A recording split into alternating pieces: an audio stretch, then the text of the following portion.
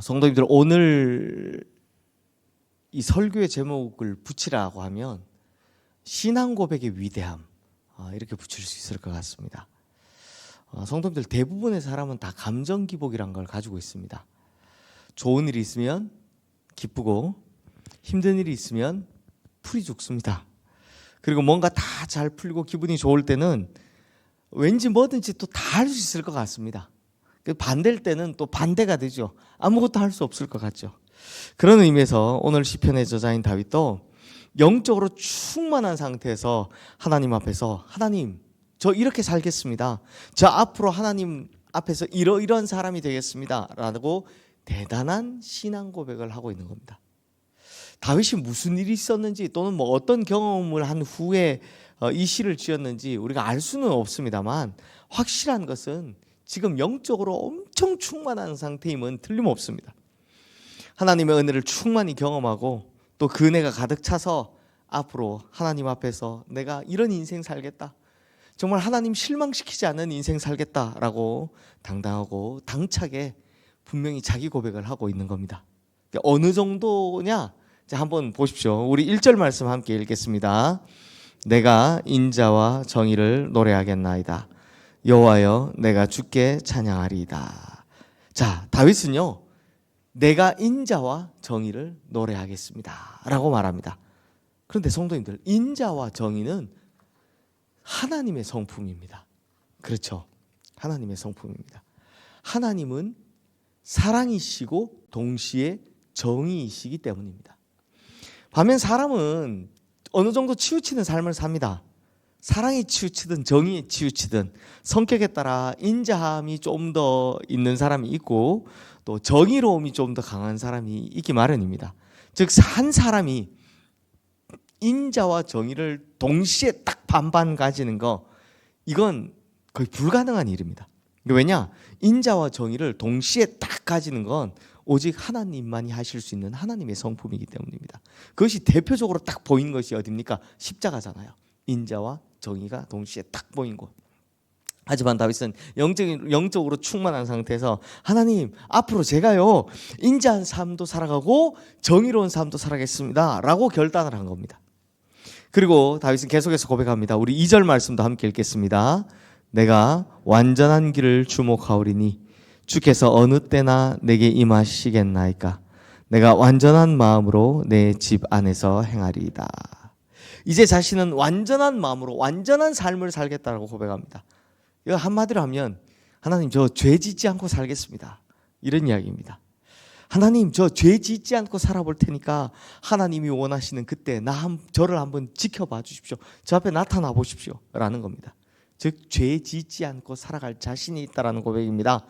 대단한 고백이죠. 그리고 그 아래 나오는 3절에서 7절까지는 이 다윗의 구체적인 고백들이 쭉 나오는데요. 제가 앞으로 죄 짓지 않고 살 텐데 구체적으로 이렇게 살아보겠습니다. 정말 인자와 공의를 가지고 살아보겠습니다. 이런 결단의 내용들이 쭉 나오는 겁니다. 그리고 결론적으로 8절 말씀에서 이렇게 고백합니다. 우리 8절 말씀 함께 읽겠습니다. 아침마다 내가 이 땅의 모든 악인을 멸하리니 악을 행하는 자는 여호와의 성에서 다 끊어지리로다. 저녁이 되고 아침이 되면 밤에 행했던 모든 악을 제 손으로 다 끊고 정리하겠습니다. 제가 다스리는 이 나라, 이 땅에는 악인은 절대로 발붙이지 못하게 하겠습니다 라고 이런 결단으로 이 시를 마치고 있습니다. 그런데 성도님들, 우리는 이미 다윗의 일생을 잘 알고 있습니다. 이렇게 고백한 다윗이지만 과연 다윗이 죄 하나도 안 짓고 악을 끊으며 살았습니까?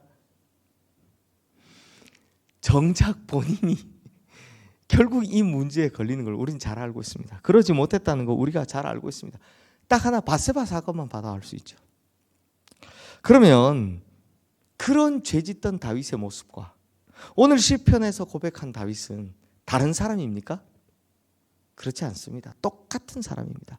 그러면 아무리 다윗이라고 해도 이렇게 말과 다른 삶을 살면서 어떻게 한 입으로 두 말 할 수 있겠느냐라고 물을 수 있습니다. 하지만 성도님들, 다윗의 이 신앙 고백이 의미가 있는 이유는 시를 지어서 하나님 앞에 드리는 이 순간은 진짜 진실했다라는 겁니다. 훗날 다윗이 사단의 꿰매 빠지고 죄의 유혹에 넘어가서 그 바세바 간음 사건 죄를 지었다 할지라도 이 순간에 그의 고백은 진실했습니다. 그걸 어떻게 알 수 있느냐? 바로 이 순간에 고백이 있었기 때문에 나단 선지자가 와서 다윗의 잘못을 딱 이야기했을 때 사실 자기가 그 정도 되면 그냥 나단 선지자마저도 그냥 죽여도 되지만 나단 선지자의 목을 치는 게 아니라 즉시로 하나님 앞에 무릎 꿇고 돌아와 회개할 수 있었던 겁니다. 바로 이 고백을 가지고 있었기 때문에. 성도님들, 지키지도 못할 건데 무슨 신앙 고백, 그거 무슨 소용이 있습니까? 그게 이런 신앙 고백이 왜 중요합니까? 라고 반문할 수 있습니다. 근데 성도님들, 우리는 베드로를 잘 알고 있죠. 베드로는 마태복음 16장에서 유명한 신앙 고백을 합니다. 주는 그리스도시요 살아계신 하나님의 아들이시니다. 주님에 대한 진실한 신앙 고백을 했습니다. 또 요한복음 6장에서도 사람들이 다 주님 곁을 떠날 때 예수님께서 너희도 나를 떠날 거냐? 라고 물으셨을 때 주여 영생의 말씀이 주께 있사오니 우리가 누구에게로 가오리까? 라고 진실한 고백을 합니다. 하지만 훗날 베드로 어떻게 합니까? 예수님을 3번 부인한 사람이 됩니다. 그것도 같은 사람 베드로였습니다. 그러면 앞서 했던 베드로의 신앙 고백은 다 헛것입니까? 그렇지 않습니다. 그럼에도 불구하고 그의 신앙 고백이 진실하고 의미 있었던 이유는 이 고백 때문에 닭이 울 때 주님께로 돌아올 수 있었다라는 겁니다. 성도님들, 가룟 유다나 베드로나 똑같은 죄를 지었고 예수님 배반하기는 똑같이 했는데 베드로는 돌이킨 반면 가룟 유다는 돌이키지 못했습니다. 왜요?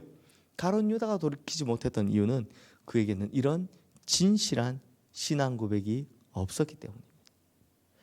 사랑하는 성도님들, 다윗이나 베드로가 이런 신앙 고백을 할 때 이 신앙 고백을 들으신 주님께서 어떤 생각하셨을까요? 야, 어차피 지키지도 못할 건데 저 말이나 잘한다죠. 이렇게 생각하셨을까요? 하나님이? 아닙니다. 그래, 한번 해보려구나. 죄 짓지 않겠다는 마음으로 성실하게 살아보려나. 나는 네가 그렇게 살길 바란다. 그리고 혹 넘어지더라도 네가 이 신앙 고백으로 다시 디디고 일어설 줄 믿는다. 이런 마음으로 격려하시고 지켜보시고 응원해 주시리라 믿습니다. 그러므로 우리 성도님들, 하나님 앞에서 이런 사랑의 신앙 고백을 아끼지 않으시기를 주님의 이름으로 축원합니다. 그러면 그 고백이 진실되다면 이 신앙 고백이 혹시 우리가 훗날 넘어지고 실패한다 할지라도 우리를 돌이키고 일으키는 아주 중요한 단초가 될 줄로 믿습니다. 또한 이 고백이 쌓이고 쌓여서 더 나은 성도가 되고 하나님께서 기뻐하시는 믿음의 백성으로 한 걸음 한 걸음씩 더 나아가게 될 줄로 믿습니다. 이 시간 오늘 주신 말씀 기억하며 우리 함께 기도하겠습니다.